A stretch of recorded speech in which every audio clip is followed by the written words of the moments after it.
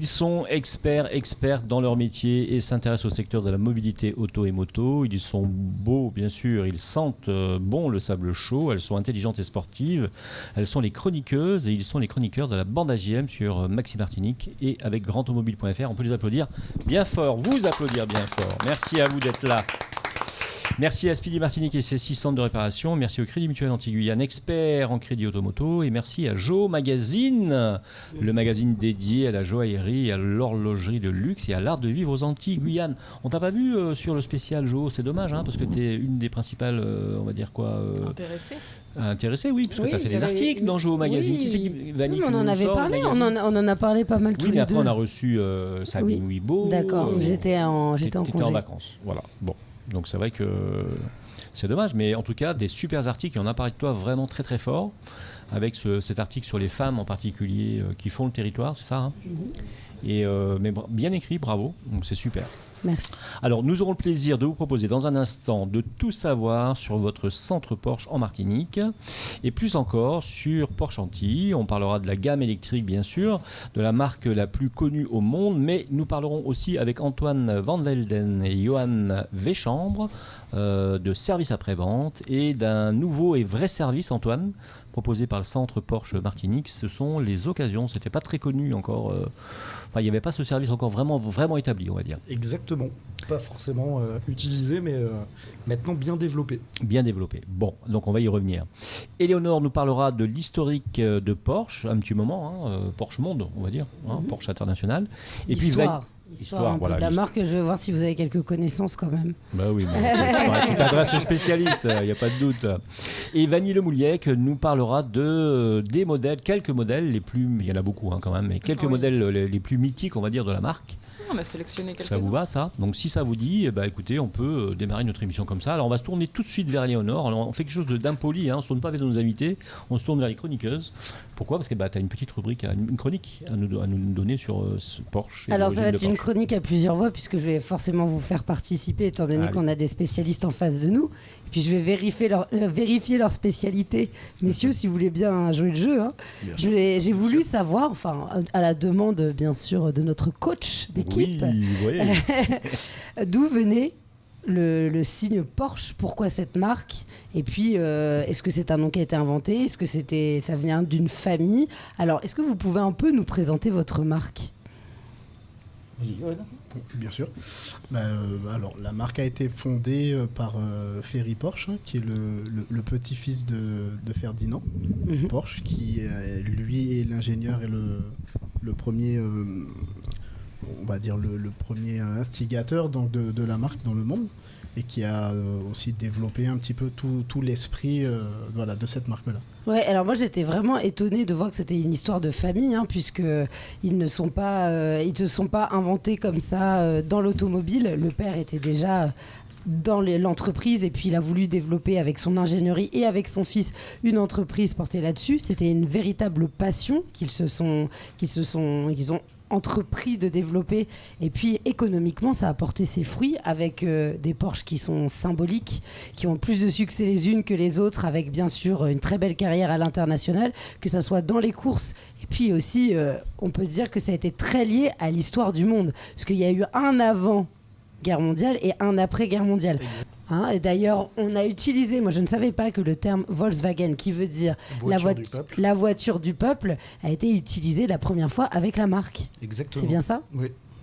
Alors, il y a eu avec eux la coccinelle, qui va être cette voiture du peuple. Je ne savais pas qu'elle était liée à Porsche. Enfin, vraiment, le terme, c'est étonnant. Oui, c'est étonnant, et en fait ils ont utilisé effectivement la coccinelle, en fait, qui était un moteur en fait arrière mis en porte-à-faux pour développer en fait une voiture légère sur la base entre guillemets de la coccinelle. Et la première Porsche en fait sortie, il s'agit en fait de la 356, la numéro 1 Roadster, et qui a effectivement prédominé la 911 en fait, qui est devenue maintenant iconique. Alors, à l'époque, déjà, on a pu voir la qualité de fabrication de ces voitures. Ça a été reconnu, ça a évolué. Après la guerre mondiale, bien sûr, le fils a dû reprendre, et puis ils ont dû relancer l'industrie. Pour vous, quels ont été les Porsche emblématiques qui baignaient dedans? Est-ce qu'il y a certains clients qui viennent vous voir en évoquant des modèles anciens, ou c'est plutôt sur la modernité? qui est-ce qui a marqué l'histoire de Porsche ? Alors l'avantage en fait de Porsche, c'est que la 911 reste effectivement la voiture en fait la plus iconique et puis qui est connue en fait dans le monde entier. Et après, ils ont décliné effectivement une gamme qui était relativement intéressante à travers le Cayenne, à travers d'autres produits qui sont sortis effectivement après. Par contre, si on doit retenir un seul modèle qui est connu en fait mondialement, ça reste effectivement la 911. La 911. Et qui reste une icône encore à l'heure actuelle. Et puis qui a eu un succès au-delà de l'Europe, Bien parce sûr. que ça s'est développé Mondial. en Allemagne, Ouais. on pense à Stuttgart forcément, qui est un peu la capitale de cette famille. Ensuite, grand succès aux États-Unis. Comment vous expliqueriez ça ? Pourquoi les Américains ont tant aimé cette ligne ? Alors c'était en fait sur une base d'une voiture sportive, légère, et c'était la première à inaugurer aussi un moteur en fait à porte-à-faux arrière, qui était un peu une première entre guillemets mondiale, et surtout une agilité. Donc en fait, ils l'ont mis aussi beaucoup dans des courses automobiles, donc elle a une très bonne réputation en fait par rapport à ça, et elle a gagné effectivement de nombreuses courses. Alors justement, j'en ai relevé quelques-unes. En 1962, la Porsche 804 rafle la première place du Grand Prix de France en Formule 1. En 1970, en plus de sa victoire au classement général des 24 heures du Mans, la 917 offre le titre de champion du monde des constructeurs à Porsche, c'est énorme. La Porsche 911 Carrera remporte notamment le Paris-Dakar en 1984.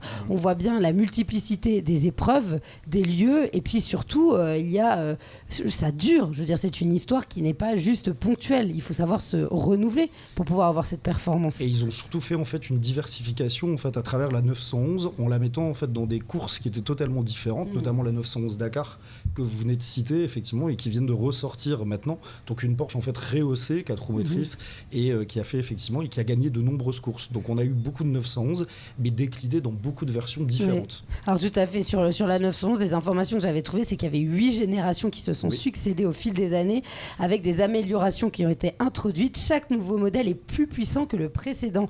Et en 1968, elle a atteint les 210 km/h, un record pour l'époque. Les anciens modèles font aujourd'hui des voitures de sport les plus recherchées par les collectionneurs. Exactement, et un gros engouement pour les Youngtimers et les anciennes, effectivement, qui ont une cote d'amour et une cote pour les collectionneurs assez impressionnante. Alors à l'époque, on parlait de 210 km/h, maintenant on est à peu près à quelle vitesse ? Alors, je ne sais pas si on peut le dire, mais on va dire à l'instant T des vitesses qui sont au-dessus des 300 km/h. Oui, c'est ça. C'est ce que j'ai trouvé. Je me suis dit, c'est énorme. Ouais. Alors, qui peut se permettre, quelle population est attirée par ces bijoux ? Alors, en fait, tout le monde, puisqu'en fait, la Porsche, c'est accessible, entre guillemets, que ce soit en fait en ancienne avec des 944, que ce soit avec des modèles aussi comme les Cayenne ou comme quelques modèles de 911, type 996, qui restent en fait à des prix relativement abordables et qui surtout maintiennent la cote. Alors le symbole Porsche, comment a-t-il été élaboré ? Alors sur cette histoire-là, en fait, c'est une histoire un petit peu spécifique parce que normalement, en fait, ils disent que c'est la famille Porsche en fait qui ont dessiné sur un coin de table aux États-Unis dans un restaurant et qui ont inventé en fait ce logo par des investisseurs en fait américains. Et qui ont dessiné ça en fait avec l'emblème du cheval, etc. Donc c'est une histoire un peu, elle est assez évasive, mais apparemment c'est ça. Qui marque, et en plus ce symbole du cheval qui est quand même un symbole très noble. Oui. Et puis le cheval, on a aussi, le domaine de l'équitation peut être très chic, c'est beaucoup de valeur, c'est aussi la vitesse, les chevaux de course, et puis on parle de chevaux sous un capot, donc c'était vraiment un bel hasard, et puis on espère que l'histoire était, celle que vous venez de présenter était la vraie. On aime bien un peu les contes. Oui, je vois que mon coach me fait Non, des ce que je veux dire, signes. c'est que tu as raison dans l'histoire de Porsche depuis le départ. Il faut comprendre que Porsche c'est toujours associé à la compétition, et si on regarde un petit peu les résultats, Antoine en parlait tout à l'heure, oui, il y a eu des victoires en Grand Prix de Formule 1 par exemple, une au moins en tout cas avec McLaren TAG Porsche. Il y a eu les 24 heures du Mans de Daytona, il y en a eu 18 24 heures du Mans remportées par Porsche. Il y a eu 16 24 heures du Mans tout court, 12 heures de Sebring 17. La Targa de Florio, il y en a eu 11 de gagnés quand même, c'est pas rien. Et Rallye de Monte-Carlo, il y en a eu 4.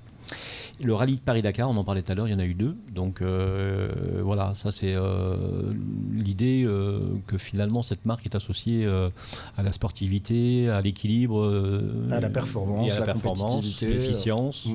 Voilà. Et d'ailleurs, j'avais sorti une rubrique, Éléonore, pour toi, pour savoir, c'est dans l'instant auto le matin, où je disais finalement de Ferdinand Porsche à Ferdinand Porsche, parce qu'on a oublié quelque chose d'important dans cette marque, c'est que c'est le premier qui a inventé la voiture électrique, en fait. Oui. Et on revient aujourd'hui à la voiture électrique chez Porsche, bien sûr, à fond les manettes. Et donc on peut dire de Ferdinand Porsche à quelque part. Mais je te laisse terminer, vas-y. Un autre élément, parce qu'il n'y a jamais d'histoire sans haut et sans bas, forcément. En 2009, bien sûr, l'entreprise a été atteinte par la crise, puisqu'on peut dire que depuis 20 ans, l'économie touche chaque marque, même de luxe. Et il y a eu une fusion avec les activités de Volkswagen depuis. Exactement. Le groupe Volkswagen a racheté Porsche. Ouais. Mais ça s'appelle de la résilience parce que... En fait, il faut savoir qu'ils avaient à l'époque aussi un seul gros modèle en fait, qui était la 911 et ils étaient obligés effectivement pour continuer à être rentable en fait, à sortir effectivement une nouveauté. Et le fait, en fait de s'associer avec Volkswagen, enfin le rachat a permis aussi de sortir le Cayenne et qui a permis effectivement à Porsche de se démocratiser et d'offrir une gamme de véhicules plus large. Alors dans l'histoire, vous avez vu une évolution du public qui s'intéresse à cette marque. Bien sûr. Que ça soit au niveau de l'âge, du sexe aussi, les femmes, les hommes. Comment vous pourriez le résumer ? À partir de 2009 aussi, on a eu un engouement en fait, qui était tel sur les SUV et qui était important aussi Porsche en fait, de sortir le plus beau SUV en 2009 avec le nouveau Cayenne et avec des motorisations en fait, qui étaient inconnues à l'heure actuelle en fait, sur un gros SUV premium avec des versions turbo des versions turbo S qui faisaient plus de 550 chevaux et c'était un modèle un peu inédit en fait, et qui n'avait pas trop de concurrence à l'époque. Le Cayenne et le Macan, finalement, exactement. Puisque le Macan va s'adresser peut-être aussi à une autre clientèle. À une autre clientèle, et qui est sortie effectivement un petit peu après. Et le Macan qui a permis effectivement d'avoir en fait un véhicule qui fait à peu près 4,70 m et qui était plus adapté, entre guillemets, à une clientèle aussi féminine. J'allais dire, c'est un engouement total chez les femmes. Et qui a fait un carton énorme et qui continue à faire un gros carton. Et à titre personnel, vous, c'est lequel le modèle préféré ? On reste... sur le modèle iconique, sur les anciennes 911. Plutôt les nouvelles 911 pour moi. Voilà, vous savez, on a toujours le même chiffre, mais il y a des modulations. Je suis un peu plus vieux que lui, donc moi je préfère les anciennes. Alors, est-ce que vous en avez une ? Parce que c'est bien. Bien sûr. Après, voiture de fonction, puisque forcément, on travaille dans la marque. D'accord. Et là, on est sur le Taycan électrique, puisque c'est un peu l'emblème aussi en ce moment de la gamme Porsche. Et une ancienne 964 de 1990. En Carrera 4, boîte mécanique, et qui est un modèle assez exceptionnel. Et vous pensez que ce sont des modèles qui sont adaptés à la topographie de la Martinique pour rouler, pour les gens apprécient vraiment de l'utiliser. En fait, on n'est pas obligé de rouler vite et fort entre guillemets pour apprécier la tenue de route du véhicule, la motorisation, etc. Donc oui, on peut encore s'amuser. Et puis parfois on cherche une accélération au bon moment quand il le faut, etc. C'est le genre de voiture qui répond assez bien. Mais je voulais dire justement, conduire une Porsche, c'est plus que simplement s'installer à bord d'un véhicule affublé d'un blason les plus connus de la planète. C'est avant tout un art de vivre, une véritable religion incarnée par des adeptes même qui sont les Porschistes. Il y a des collectionneurs. Et celui qui a goûté à la Porsche la première fois, après il a du mal à passer à autre chose. C'est très compliqué de trouver un produit équivalent. Tout à fait. Alors, vous avez des collectionneurs en Martinique, des gens qui en ont au moins... Il y en a un paquet. Beaucoup. Oui. Qui en ont 2, 3, qui se font de belles collections avec des nouveaux modèles, des plus anciens. Voilà. D'accord. Alors, on y reviendra tout à l'heure, mais de temps en temps, on a la chance, quand on passe chez Porsche régulièrement, c'est mon cas, de tomber sur des modèles justement un peu précieux. Exactement. Que tu arrives à récupérer. Et de changer de Porsche. Non, j'ai pas dit ça, mais je passe voir Antoine, mon ami, avec plaisir. Ça, de manière très classe. Et de temps en temps, on tombe sur des petits bijoux, soit dans le hall, soit à l'extérieur du hall, et là, tout de suite, il y a une offre, et puis la voiture reste généralement pas très très longtemps. Non, on a beaucoup de demandes, et ça nous permet en fait de proposer une gamme de nouveautés en fait à la commande, sur mesure, parmi tous les modèles de la gamme Porsche, et d'avoir aussi surtout en fait un vrai engouement concernant en fait les anciennes. Le plus dur, c'est pas de les avoir ou de les vendre, c'est surtout de les obtenir et offrir en fait une offre personnalisée aux clients. Alors, on va parler bien sûr de quelque chose de très très important pour Porsche, je suppose, mais aussi pour vos clients, c'est l'électrification de la gamme. Et Dieu sait que là, vous avez fait fort, parce qu'il y a des voitures qui sont sorties, qui sont des voitures déjà presque mythiques, j'ai envie de dire. Mais je vais revenir sur un point qui me paraît important, c'est qu'aujourd'hui, quand on achète une Porsche, même thermique, je dirais, encore aujourd'hui, ça veut dire qu'en 2035, quand on pourra plus... ça, c'est à cause d'Éléonore. Non, pas du tout. Alors là, je te regarde d'un air méchant. quand on a une Porsche, quand on achète une Porsche thermique aujourd'hui, décidément, on n'a pas de chance. En 2035, ça voudra dire quoi? Ça voudra dire que ça sera un objet de collection d'une valeur inestimable. Alors, ce sera effectivement recherché. Là, on passe en fait sur une grosse électrification en fait, effectivement de la gamme. Porsche n'a jamais vendu autour de 911 ces 2 dernières années, puisqu'on va passer sur la 911 en hybridation.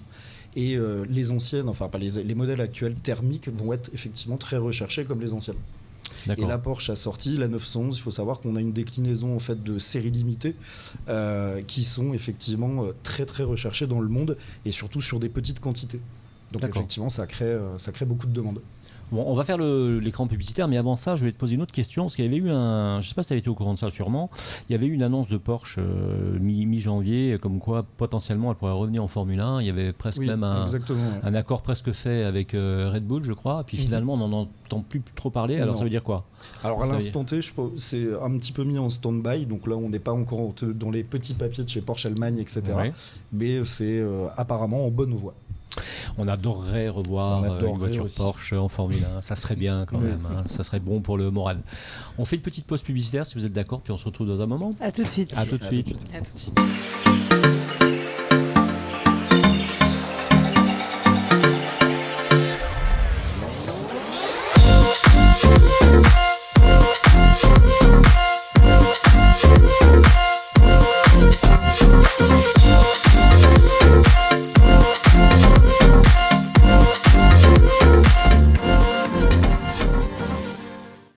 Eh bien, vous êtes de retour avec les expertes et les experts automoto. On est dans une spéciale Porsche, on peut le dire, hein, centre Porsche Martinique, en tout cas, Porsche Antilles. On est content de recevoir Antoine et Johan, hein, qui sont tous les deux un responsable des ventes, on peut le dire. Responsable du site, oui. Oui, du site. Et puis responsable d'atelier, gestionnaire d'atelier. Voilà, ok. Donc on verra que ça a beaucoup d'importance, sûrement, le service après-vente, parce que quand on arrive à ce niveau de gamme, forcément, on est vraiment premium. Et donc, je pense que les clients attendent aussi une qualité de service redoutable. Exactement. Bon. Alors, est-ce que tu peux nous parler, merci d'ailleurs Eleonora de nous avoir brossé cette historique de Porsche, là, c'était vraiment sympathique. Est-ce que tu peux nous parler justement des gens qui viennent dans le centre Porsche Martinique et quelles sont leurs priorités? Qu'est-ce qu'ils cherchent concrètement aujourd'hui? On a bien compris qu'il y avait des voitures de collection, on a bien compris qu'il y avait des modèles phares, la 911 en particulier. Est-ce que vous en vendez beaucoup? Quelles sont les demandes immédiates? Est-ce que c'est les SUV? Est-ce que c'est les voitures électriques? Les demandes les plus importantes à l'heure actuelle, on a une grosse partie de la clientèle en fait qui est une clientèle société et qui cherche aussi en fait des modèles qui sont intéressants en 2023 en fait pour la fiscalité des entreprises, notamment en fait les véhicules électriques tels que le Taycan et aussi comme le Cayenne hybride qui va permettre en fait de ne pas avoir de TVTS dessus et de ne pas avoir de malus écologique, ce qui est important à l'instant T pour une société, et avoir effectivement un véhicule très haut de gamme avec les performances de Porsche et la qualité. Sans avoir les taxes qui vont avec, puisqu'il n'y a plus de CO2. Exactement. Alors sur les hybrides, on a encore un moteur thermique et une petite hybridation. Et le Taycan, par contre, qui permet effectivement d'avoir tout l'ADN de Porsche dans une berline et décliné aussi en Cross Turismo adapté pour les Antilles avec une hauteur un peu plus haute, donc un esprit un petit peu plus baroudeur et avec surtout des performances qui sont dignes de la marque. Donc le client idéal pour Antoine Tous les clients en fait sont idéaux. À partir du moment en fait vous passez la porte de la concession, en fait vous venez déjà avec un engouement parce que vous venez voir une marque qui est assez iconique et qui permet aussi de décliner en fait une gamme de véhicules d'occasion, une gamme de véhicules neufs qu'on peut commander sur mesure et de retrouver aussi des anciennes. Alors, on est très très habitué à voir les Cayenne et les Macan. Je sais que j'ai entendu dire qu'il y a un Macan hybride qui est en train de tourner en Europe. Macan tout électrique. Tout électrique qui tourne aussi en Europe, déjà un petit peu, à quelque part, à droite et gauche. Donc il va être arrivé bientôt. Et qui va arriver pour la fin d'année. Pour la fin d'année, voilà. Donc cette clientèle-là, on a vu que c'était une clientèle qui était aussi un petit peu féminine, et même beaucoup. Alors, il y a une voiture, moi, qui m'a époustouflé, c'est la Panamera. Ouais. Alors, je voudrais que tu nous en parles un petit peu parce que c'est un modèle exceptionnel. Alors, il y en a un qui tourne en Martinique. Il y en a quelques-unes, ouais. Voilà. Alors, c'est pas le modèle qu'on vend le plus, forcément, en fait, qui est pas forcément le plus adapté parce qu'on est sur un véhicule qui fait à peu près 5 mètres de longueur, qui reste une énorme berline et qui existe aussi en version en fait, thermique et en version hybride. Mais sur un secteur tel que les Antilles, le SUV prédomine, on va dire, la grande majorité de nos ventes. D'accord, c'est le SUV qui prend, C'est le qui SUV. prend un petit peu Ouais. le dessus. D'accord, ok. Alors, si vous êtes d'accord, on se tourne vers Vanille, parce que Vanille, elle nous a préparé un petit truc, savoir quelles étaient les voitures les plus mythiques finalement de Porsche, même si on l'a abordé un petit peu tout à l'heure, mais Ce que j'allais dire, c'est que vous avez répondu à beaucoup déjà. des questions déjà qu'on questions, avait posées, d'accord. On a ok. déjà abordé pas mal de Mais vas-y, points. vas-y, on t'écoute. Avec plaisir. Donc, Éléonore parlait tout à l'heure donc de la 356, qui justement, donc c'était la première d'une longue lignée, parce qu'en fait, pendant que son père Ferdinand est emprisonné en France, en raison de ses liens tacites avec l'occupant lors de la Seconde Guerre mondiale, Ferry Porsche, il conçoit un petit roadster dont les entrailles mécaniques sont issues de la Volkswagen Coccinelle, comme l'a dit Éléonore. Et donc, en fait, le prototype de la 356 a pris la route le 8 juin 1948. Et donc, c'est là que l'aventure 356 a commencé. Et de ça en découle un éponyme, donc la Speedster. Ouais. Ça, Ça. si je prononce bien. Donc, qui est d'abord produite à Gmund, puis donc en Autriche, puis à Stuttgart. C'est donc, d'après beaucoup de monde, après les avis divergent, on l'a vu en termes de préférence, mais la plus belle et la plus pure des 356 apparemment. Ouais, ça se Et dit. donc, elle est apparue en fin 54. Par une idée donc de Max Hoffman, qui était donc l'importateur exclusif de Porsche aux États-Unis. Donc la spécialité un peu de la Speedster par rapport à la 356, la première que l'on a connue, c'est que son pare-brise il est raboté et son intérieur est un petit peu différent aussi. Elle a surtout bien fonctionné à Hollywood. D'accord. Ok. Voilà. C'est vrai que les Américains étaient très très fans. D'ailleurs, aucun film sérieux, aucun thriller, aucun film policier vraiment important sans une Porsche, Exactement. C'est vrai. une belle Porsche, Ouais. voilà, Avec Steve des- McQueen en tête, bien sûr. Bien sûr. Mais voilà, donc c'est important. Donc on voit bien la compétition, enfin la marque, comment elle se construit, la compétition, la fiabilité bien sûr, mais la compétition donc confirme la fiabilité. Puis après le cinéma s'en empare, les lignes plaisent et puis ça y est, les grands de ce monde Complètement. achètent des Porsche. Et après le grand public suit et voilà, en fonction de ses moyens bien sûr. Mais On peut en s'acheter fait, une Porsche. ce que l'on peut remarquer aussi, c'est qu'il y a quand même il y a des modèles phares, mais en faisant les recherches, j'ai vu qu'il y avait donc les modèles phares qui ont évolué. Ouais. C'est pas, il n'y a pas plein de modèles, c'est un modèle sous différentes. Qui a été décliné en fait dans déclinaisons. beaucoup de versions. Exactement. Et c'est ça qui est intéressant aussi parce que ça montre le souci d'une évolution selon plein de critères, notamment je pense. Je crois que c'est une marque qui écoute beaucoup ses clients surtout. il me Oui, semble, hein. aussi, oui. Voilà, donc forcément les marques, les Voilà. modèles évoluent. Donc voilà. Donc on parlait de 911 tout à Ouais. l'heure, je vais peut-être pas revenir dessus parce qu'on en a C'est pas le mal modèle phare, parlé. c'est clair. Ouais. Voilà. Si, juste qu'apparemment elle est surnommée, je trouvais ça rigolo, la grenouille, parce que ses Ouais. phares sont ronds. Oui. Donc voilà, la petite anecdote. Mhm. rigolote. Bon, est-ce que vous savez que chez Porsche en Allemagne, tous les numéros importants de Porsche commencent par 911. Par Oui. exemple, les numéros de téléphone internes commencent par Mais 911. comme les nôtres aussi, à la concession. Voilà, quand ils ont été finissent par introduits en par bourse, c'était sous le numéro de dossier 911. Enfin, 911, c'est un numéro fétiche véritablement pour la marque. Et donc, voilà, moi je confirme. Donc tu confirmes. Ah oui, on Voilà, confirme tu à vois. 100%. Ouais. Bon, ben voilà. Donc, Avec juste comme les ça, 8 une anecdote. déclinaisons en même temps de la 911, c'est vrai que c'est bon. En plus d'être très connu, c'est un modèle qui Ouais, qui a marqué son temps, véritablement, Exactement. et qui continue à le marquer. Parce qu'en plus de ça, il faut savoir qu'il va y avoir des nouveautés dans la 911 cette année. On va en reparler Ouais. avec Antoine. Il y a eu donc une des déclinaisons qui est la Carrera RS 2.7. Ouais. Et donc en fait, c'était donc sa carrosserie était vraiment différente, plus agressive Ouais. en termes de ligne, avec un aileron arrière justement. Qui est appelé queue de canard. Ouais. Et oui, une queue de canard, exactement.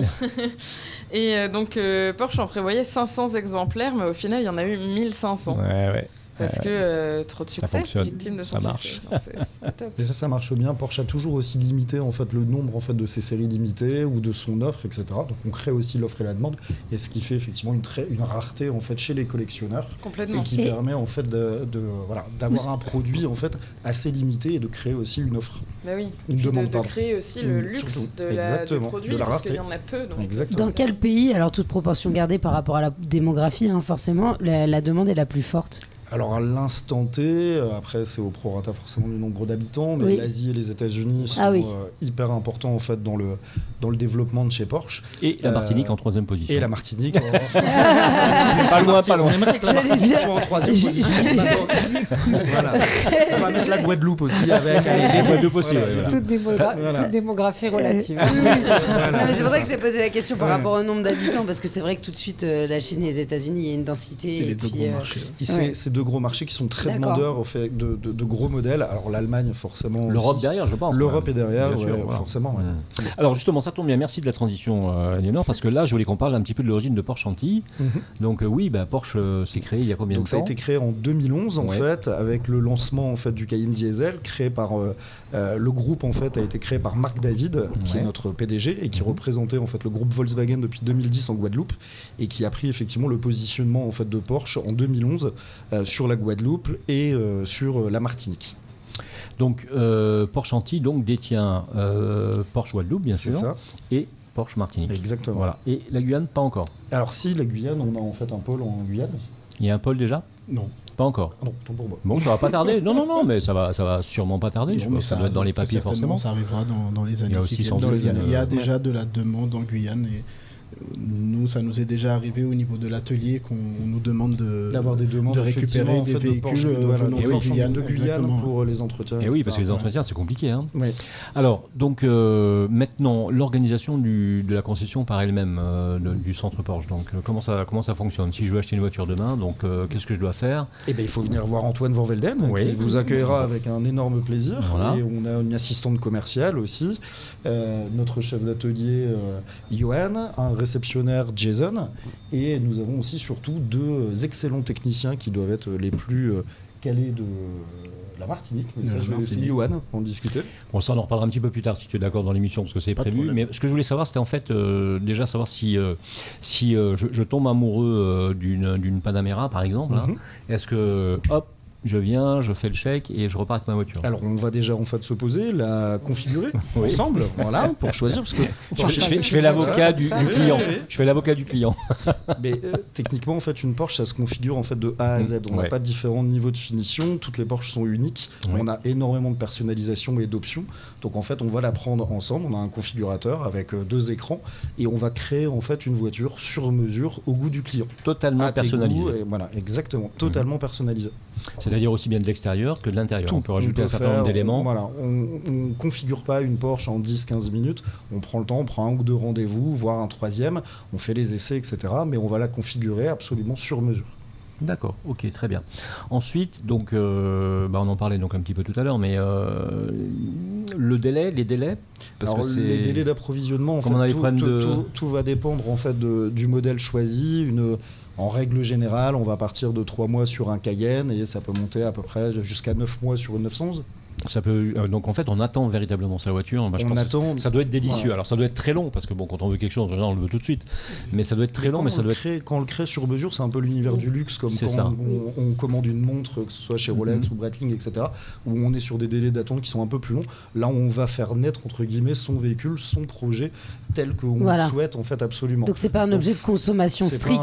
C'est-à-dire qu'on l'attend, le désir, la satisfaction est d'autant plus grande. Il y a d'autres marques qui vont proposer pas mal. Alors on a des modèles effectivement en stock qu'on a déjà configurés. On a des produits en stock qui sont disponibles, mais le client souhaite, à part en fonction de ce qu'il souhaite et s'il tombe amoureux effectivement d'une configuration, mais sinon on va pouvoir effectivement la faire vraiment à ses goûts.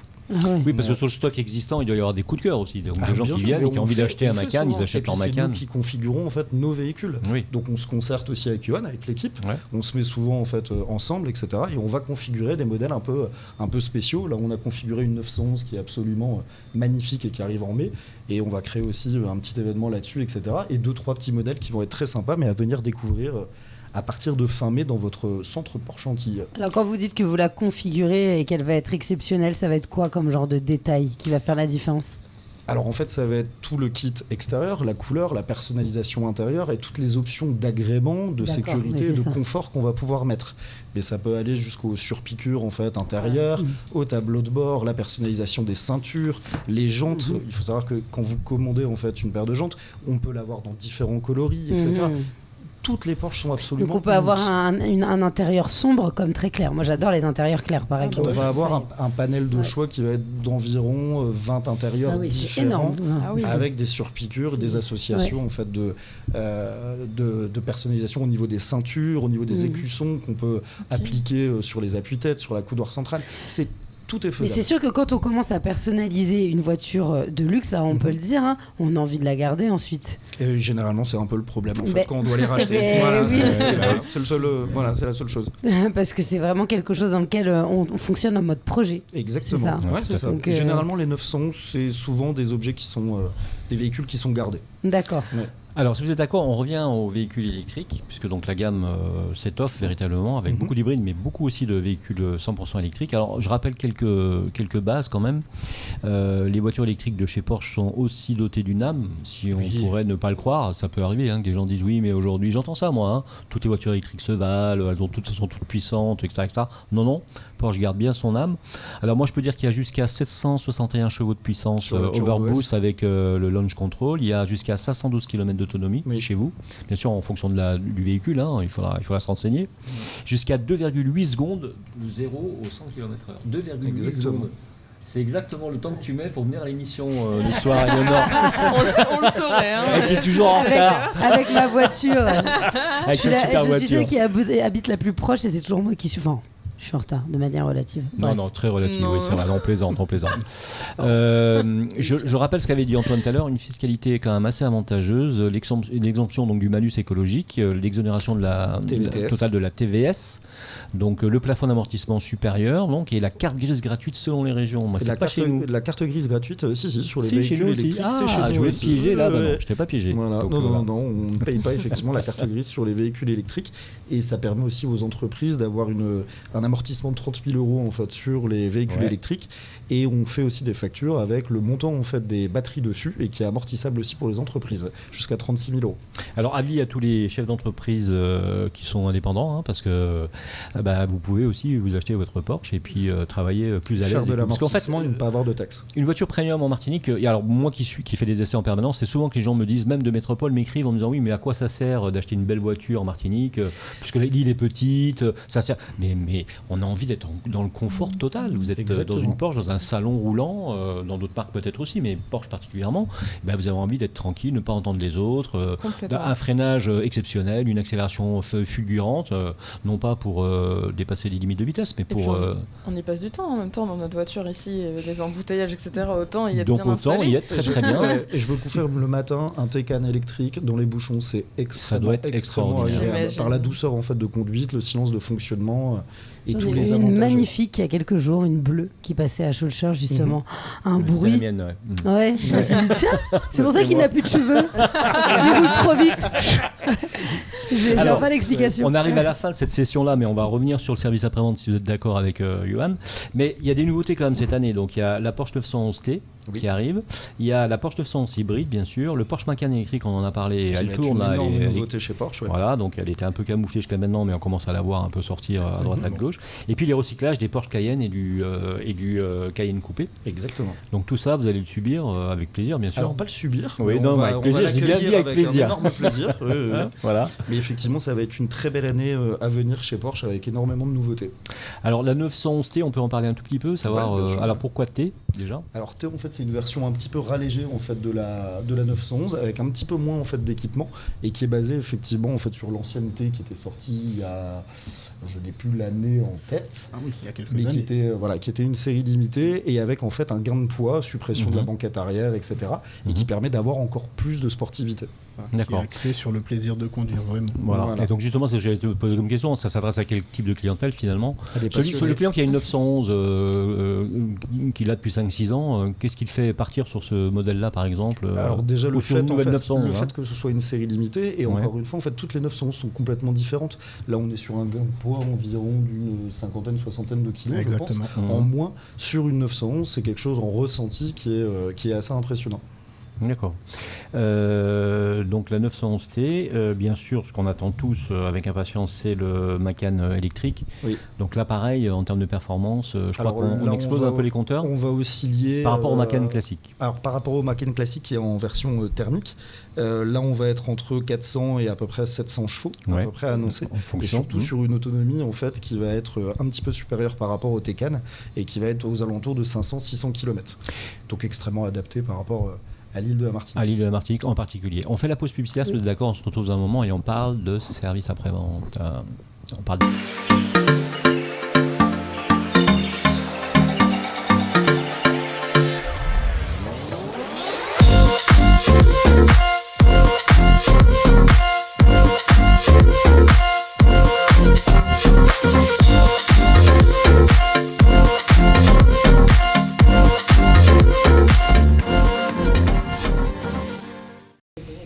Allez, vous êtes de retour avec les expertes et les experts automoto. Vous êtes sur Maxi Martinique. Nous sommes à l'hôtel Batelier. On est très très très heureux de recevoir le centre Porsche Martinique. On est très heureux de le recevoir parce que donc on vous donne de la vraie information. Si vous ne connaissiez pas encore Porsche, qui paraît quand même incroyable, eh bien là maintenant vous n'avez plus aucune raison de ne pas aller jeter un œil sur ces splendides véhicules. On a vu qu'on a brossé un peu l'historique de la marque. On a brossé les modèles grâce à Vanille qui sont les plus réputés, on va dire.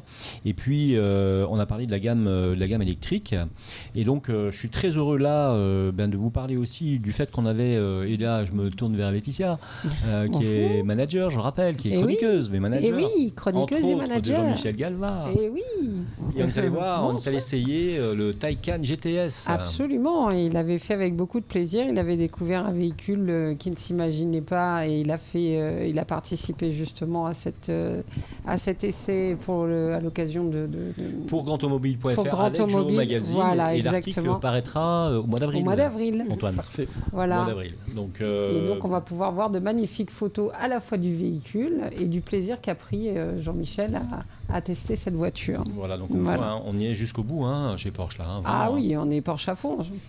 Et puis lui, il est déjà Porsche puisqu'il a déjà un véhicule Porsche, donc c'est déjà un grand fan de la marque. Super. Alors, on remercie Speedy Martinique et ses 600 de réparation parce que c'est grâce à eux qu'on est là. Merci au Crédit Mutuel Antilles-Guyane et merci donc à Joe Magazine. Alors, je me tourne maintenant vers un personnage exceptionnel parce que je le connais bien. C'est Johan Véchambre. Johan, il est gestionnaire d'atelier, on peut le dire comme ça. Ouais.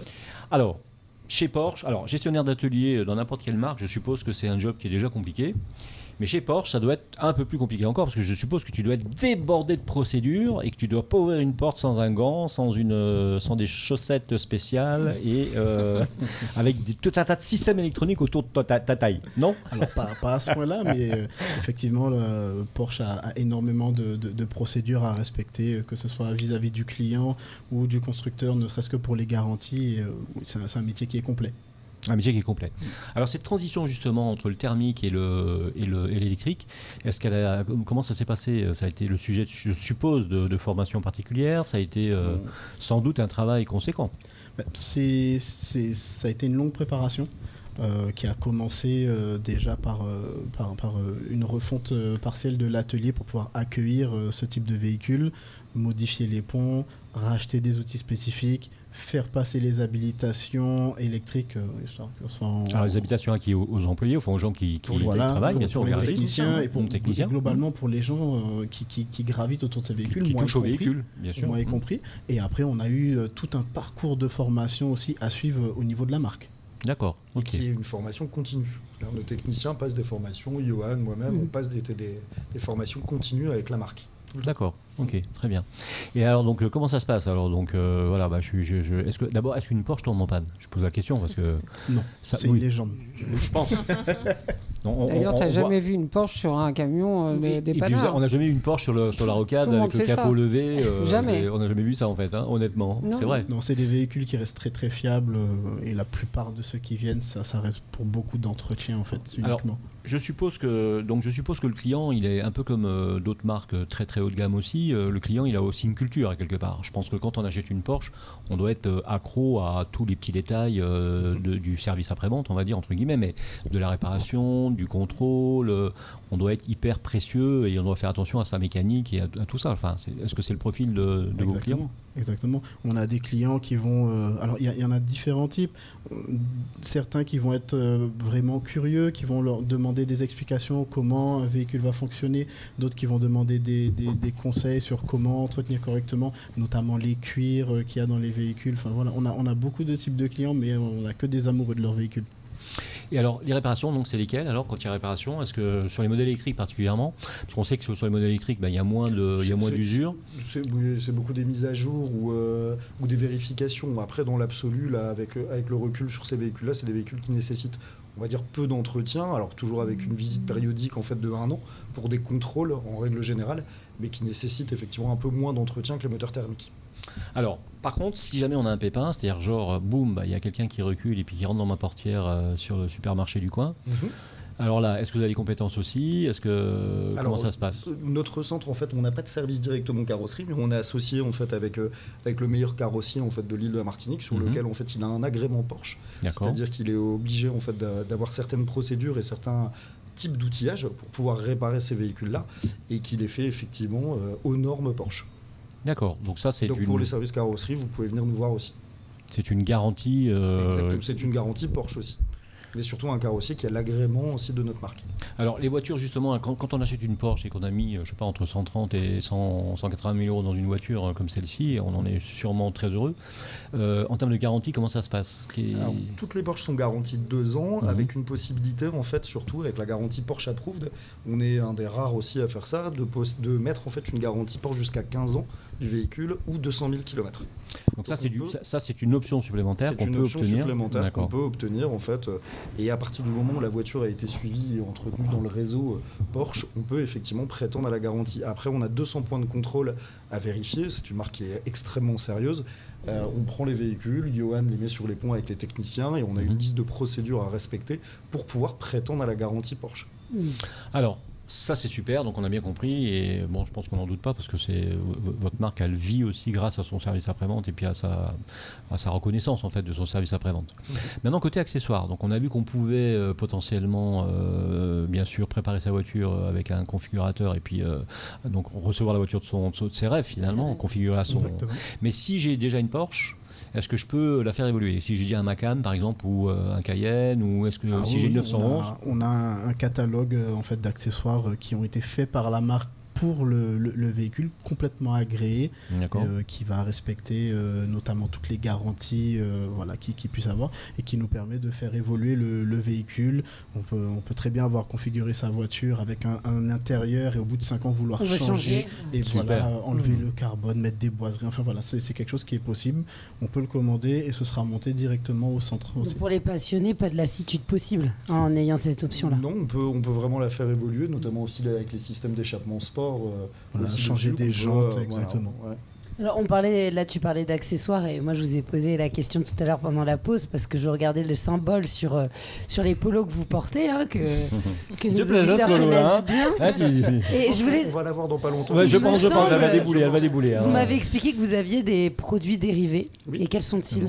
Alors ça va être en fait de l'accessoire, en fait, du porte-clés simple, du mug, beaucoup aussi de vêtements qu'on expose aussi au sein en fait du magasin. Beaucoup de produits dérivés. Des sacs, des miniatures, il y a beaucoup de choses. Mais ça montre bien qu'il y a une culture Porsche. Il y a une culture Porsche, mais surtout qu'on ne voit pas dans d'autres marques. Exactement. C'est vraiment un beau symbole. On a des clients qui viennent, qui ne sont pas clients de la marque, mais qui viennent acheter en fait des produits effectivement dérivés de la marque. Et puis je pense que c'est pas, moi je vois pas qu'une marque de voiture quand je la vois. C'est vraiment un univers. C'est une façon de vivre. C'est une façon de vivre et puis ça rappelle un peu une époque. Je vois, il y a les images qui défilent aussi de tout ce qui est pub Porsche, les campagnes de communication. Ça passe vraiment un style de vie. Exactement. Ouais, puis sortir son petit porte-clés Porsche du sac, c'est pas désagréable, je veux dire. Non, tu vois ce que je veux dire ? Je vais mettre ça sur ma vieille clé. Je vais la faire tomber exprès. Parce qu'Eleonore a une voiture autonome de Google en fait, donc c'est moins bien que, tu vois. De critique pas, s'il te plaît. Bon alors maintenant, deux questions qui va intéresser, je suis sûr, la moitié des auditeurs qui vont venir dans votre concession demain. C'est ok, j'achète une super voiture chez vous, peu importe le modèle. et je repars en métropole. Qu'est-ce qui se passe ? Je peux partir avec ma voiture, j'aurais pas de soucis en métropole ou ailleurs. C'est déjà arrivé, une mutation ou repartir en métropole pour X raisons. Ah oui, effectivement, oui, on peut, comme n'importe quel type de voiture, la ramener, avoir la garantie garder sa garantie à partir du moment où elle a été suivie dans un centre Porsche. Mais oui, bien sûr, c'est faisable. Mais il faut pas faire d'écart en fait, c'est ça que vous voulez me dire. Il faut pas faire d'écart non plus, il faut pas aller chez... Quand on l'a acheté neuve, on l'a fait entretenir au centre Porsche en fait directement. Mais oui, effectivement, dans l'idéal, pour avoir les garanties Porsche, il faut qu'elles soient suivies et entretenues dans le réseau. D'accord. Pas d'autres informations sur la Formule 1, vraiment ? À l'instant T, il y a plein de gens qui m'ont demandé. Si on avait des choses concrètes à vous dire, on vous l'aurait dit, mais là, non. Quand je préparais l'émission, il y a plein de gens qui m'ont dit mais si, mais il doit être au courant, il doit savoir que la Porsche arrive. Pour l'instant, c'est pas des choses qui sont fondées à 100%, donc on a même vu un teaser sur Instagram avec Williams. Donc, Porsche est très fort aussi pour garder, en fait, mettre effectivement un teaser, mais ne pas nous donner forcément en fait les informations en fait tout de suite pour ne pas non plus qu'on les diffuse, notamment sur les nouveaux Macan, etc., ou d'autres petits produits, ou effectivement la Formule 1, pour justement garder cet engouement et susciter l'intéressement de tout le monde. Et à part Jean-Marc, il y a des personnalités vraiment connues qui sont associées à Porsche ou pas ? Des acteurs En fait, il y a beaucoup de gens qui sont sponsorisés effectivement par Porsche. Alors pas forcément chez nous aux Antilles, mais il y en a beaucoup effectivement qui sont sponsorisés par Porsche. Vous avez des exemples ? Non, là j'ai pas de nom en fait concret parce que nous on est resté effectivement fixé aux Antilles, mais il y a beaucoup effectivement d'acteurs connus, etc. Oui, qui sont. Elle fait rêver tout le monde, oui, à toutes les échelles. Et vous avez travaillé auparavant dans l'Hexagone, dans différentes villes, tous les deux, différents magasins. Vous voyez une évolution par rapport à la manière de vendre aux Antilles ? Est-ce qu'il y a une différence ? Est-ce que les gens cherchent d'autres prestations ou c'est finalement un marché similaire ? C'est un marché relativement similaire parce qu'en fait, toutes les personnes qui rentrent au centre ont des yeux d'enfant quand ils regardent en fait les véhicules, tout âge confondu. Et quand on s'achète son véhicule, c'est vraiment une expérience un petit peu particulière, mais qu'on peut ressentir dans l'Hexagone, qu'on peut ressentir aux États-Unis, etc. C'est quand on y vient vraiment déjà pour regarder, apprécier, et ça reste un achat effectivement vraiment plaisir. Vous partagez ce même avis ? Complètement. Je pense qu'on s'est fait des dizaines de films déjà, on a regardé déjà toutes les sorties. La 911, voilà, on en est à la 8e génération. Je pense que étant petit, on a tous vu la ligne, entendu parler de la 911 et on a beaucoup de clients ou même de passants qui traversent le showroom et qui nous ont dit voilà, depuis petit, j'ai toujours rêvé d'en avoir une, je viens voir aujourd'hui, je peux me permettre et voilà. Et du coup, et puis ça se passe à la sensation. Ce sont des voitures qui sont dans l'émotion. Et ce que disait Jean-Marc tout à l'heure, c'est une expérience de conduite qui est un peu particulière et qu'on ne peut pas forcément retrouver dans différentes marques. Et le samedi matin, moi j'aime bien aussi ouvrir le garage parce que généralement on a beaucoup de parents qui viennent avec les enfants. Il faut voir les enfants comment ils sont émerveillés de voir effectivement ces modèles. Porsche, ça reste, même quand on est tout petit, ça reste une marque absolument iconique. Vous vous en souvenez vous de votre enfance et de la marque Porsche ? Ah oui, très bien. Ah oui, déjà. On est tous montés dans une Porsche quand on était petits, ou en tout cas ceux qui ont eu la chance de le faire. Mais et ceux qui n'ont pas eu la chance de le faire, moi, je les invite à passer effectivement à la concession avec grand plaisir. Demain, Éléonore Théodos ding dong. C'est sûr, alors vous avez un t-shirt. C'est sûr, certain. Un porte-clés, une Porsche. Je prends 30% sur la vente de la voiture, de la 718 Boxer c'est très bien, avec plaisir. D'Éléonore. Alors justement, on revient à la 718 parce qu'on n'en a pas trop parlé. 718, le Caïman, la Boxer, le Cabriolet. Est-ce que c'est des voitures qui marchent ici en Martinique ? On a écrit Mapour déjà. Est-ce qu'il y en a quelques-unes qui roulent ? Il y en a quelques-unes qui roulent. Après, étonnamment, avoir un cabriolet ici, en fait, on décapote forcément moins, puisque forcément avec le soleil, etc. Mais c'est des produits, dès qu'on en a, effectivement, qui prennent preneur en fait assez rapidement. Là, on a recommandé aussi avec Yohan, on a fait une très belle configuration de la Style Edition, en fait, donc le dernier Boxster, qui sera la dernière en thermique en 300 chevaux, et une configuration qui sera à découvrir fin mai, début juin dans votre concession, et qui est un modèle assez exceptionnel et unique, et configuré par nos soins. 718 Caïman GT4, il y en a eu une déjà. Et il y en a la seule et unique de Martinique qui est chez nous, d'ailleurs, et qui est disponible et qui est effectivement un modèle assez exceptionnel avec un 6 cylindres de 4 litres, un moteur central, une boîte mécanique, un double débrayage automatique. C'est effectivement une vraie machine de guerre. Bon, c'est bon à savoir, c'est pas toi, Éléonore. Sérieux. Vous êtes combien de vendeurs en fait, on est. Vous êtes une équipe de combien ? C'est plutôt ça que je devrais demander. pas beaucoup. On est On n'est 6. pas beaucoup, on est 6, ouais, c'est ça. Oh, bah quand même. Mhm. Enfin, ça vous permet d'échanger, de pouvoir vous donner des conseils. Et en plus, vous allez être vraiment spécialiste. Oui, et donc, puis on est tous ultra passionnés aussi. oui, surtout. c'est ça, ça se Ouais. sent. Hein. Ouais, ouais. Parce que là, vous avez le sens du détail. Mhm. Vous êtes sûrement à l'écoute, en tout cas, de vos clients qui peuvent vous demander des choses et vous pouvez les orienter parce qu'il y a peut-être aussi des personnes qui ont besoin de conseils. Bien sûr, C'est tout le ça. temps, ouais. Mais au vu de l'historique de Ouais. Porsche, on peut pas se permettre de pas être passionné, Ouais. de pas être dans les Ouais. détails. Enfin, en même temps, Mais c'est ça qui est mais il y en a merveille. qui c'est travaillent ça dans qui des concessions rend- automobiles qui n'ont pas la fibre entre guillemets un petit peu Oui. automobile. Nous, on l'est tous à travers nos véhicules personnels et aussi à travers la gamme. Mais les gens en fait qui viennent généralement, ils viennent pas déposer la voiture et repartent au bout de 5 minutes. Ils restent avec nous, on discute, etc. On a énormément d'échanges au sein de la concession. C'est une vraie expérience client aussi. Exactement. Ouais. Alors, passé une époque, Porsche parlait aussi de biocarburant. Oui. Alors, est-ce que l'aventure Alors, continue? Ils sont en étude en fait sur un carburant effectivement de Mhm. synthèse qui permettrait effectivement de réduire énormément les émissions de CO2. Pour l'instant, qui est encore en développement. Donc là, l'idée, on comprend bien le constructeur, l'idée c'est de conserver ses moteurs thermiques finalement, parce que c'est ce qu'il voudrait faire à terme.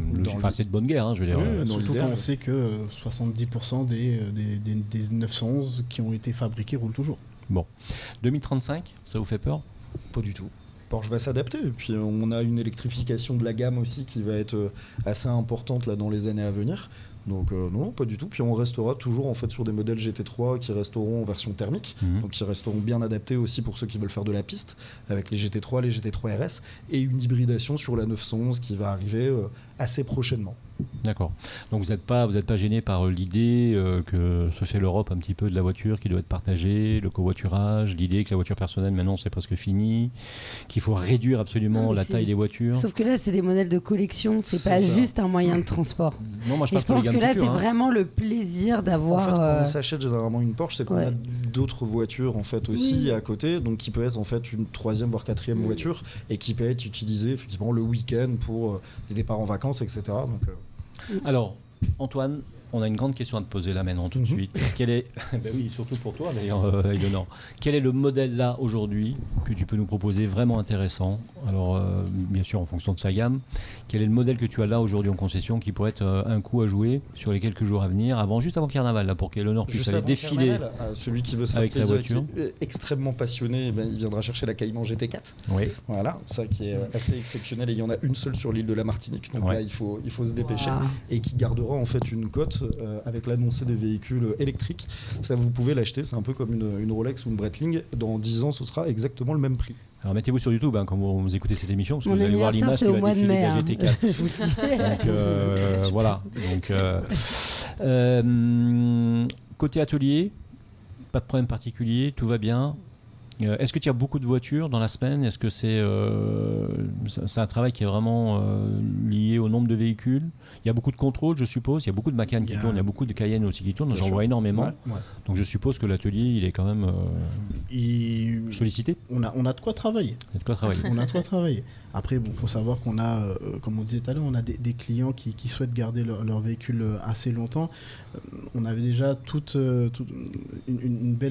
beaucoup de passionnés aux Antilles, Ouais. avec peut-être 80 véhicules de collection qui roulent. Ouais, ouais, ouais. Et, Tout ça demande de l'entretien. Voilà, etc. ça demande de l'entretien, ça demande parfois de la restauration, quelque chose qu'on est en train de développer un aussi. petit peu sur les véhicules anciens, et ça demande beaucoup d'amour, ces véhicules. Alors, on va terminer avec ce qui nous intéresse aujourd'hui, parce que Antoine, ton arrivée n'est pas innocente, bien sûr, déjà pour tes compétences dans ce centre Porsche, mais tu es arrivé avec des idées aussi, et tu as voulu développer absolument la partie occasion. Exactement. Je voulais en fait surtout en fait que Porsche se démocratise avec. C'est pas, on arrive dans la concession, les modèles sont à partir de 100 000 €, donc ça reste effectivement inaccessible. Je voulais effectivement démocratiser en fait les véhicules d'occasion Porsche, garantis Porsche Approved, vérifiés par Johan avec les 200 points de contrôle, et qui vont être une gamme, par exemple notamment sur le Macan ou certains Cayenne à partir, on va dire, une moyenne de 40 000 €.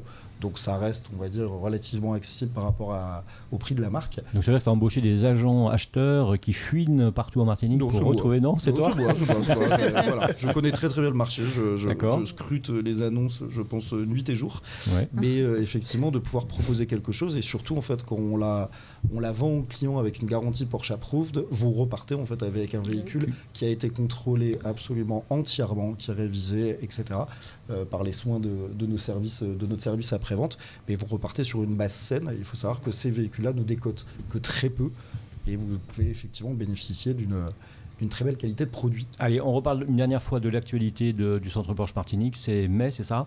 Oui. Avec Alors, plusieurs modèles en fait qui vont être très sympas, dont notamment une magnifique 911 Carrera S avec un pack AeroKit, une 718 style édition aussi qui va arriver, et notamment un très beau Taycan Turbo Cross Turismo. Donc des produits aussi un petit peu atypiques qu'on a voulu développer et proposer aux clients. Et le mieux en fait, c'est pour cela, c'est de les commander, de bien les configurer et surtout de les présenter en concession. Eh bien, vous étiez donc avec Centre Porsche Martinique, avec les experts automoto. On peut les applaudir bien fort, je pense. Ils ont répondu, mais alors parfaitement aux questions. On les a assommés de questions. Ils connaissaient leur sujet jusqu'au bout des ongles. Merci à Antoine Van Velden, responsable commercial, et Johan Véchambre, gestionnaire d'atelier. Merci à vous. On peut les applaudir encore un petit peu si vous êtes d'accord. Eh bien oui, merci à vous, franchement. Vous étiez avec les expertes et les experts automoto, c'est leur métier, ça les intéresse, c'est le secteur de la mobilité automoto. Eh bien merci à eux. Donc Éléonore, j'y arriverai pas ce soir. Éléonore Théodose, on peut l'applaudir bien fort. Mani Lemouliec. Comment dire, Laetitia. Comment vous dire, mademoiselle Laetitia Billard. Non, mais c'est juste comme ça, moi. Laetitia Billard, on peut l'applaudir bien fort, s'il vous plaît. Merci à Speedy Martinique et ses 6 centres de réparation. Merci au Crédit Mutuel Anti-Guyane. Merci à l'Hôtel Batelière qui nous reçoit, à notre hôte. Et merci à Jo Magazine, le magazine dédié à la joaillerie et l'horloger de luxe, l'art de vivre aux Antilles. Tu as des articles dans le prochain, au mois d'avril? Ah, on peut savoir déjà ou pas, ou c'est interdit? Je sais pas. Non, il faut mieux pas le dire, je pense. Hein. Alors, on va dire que je vais te donner un indice. Il y a tu vas parler de moi, non? Une chose que tu n'as pas. Ah, ça c'est rare. Qu'est-ce que tu n'as pas? C'est pas une Porsche. Hein. Ce que j'ai pas, je sais pas, l'intelligence. Vraiment pas. Que j'ai vraiment l'intelligence. Bon, t'as pas compris? Non. Bon, bref. Pourtant, j'ai fait un mouvement comme ça vers le haut. Ah, les lunettes. Non, tu as des lunettes. J'ai des lunettes.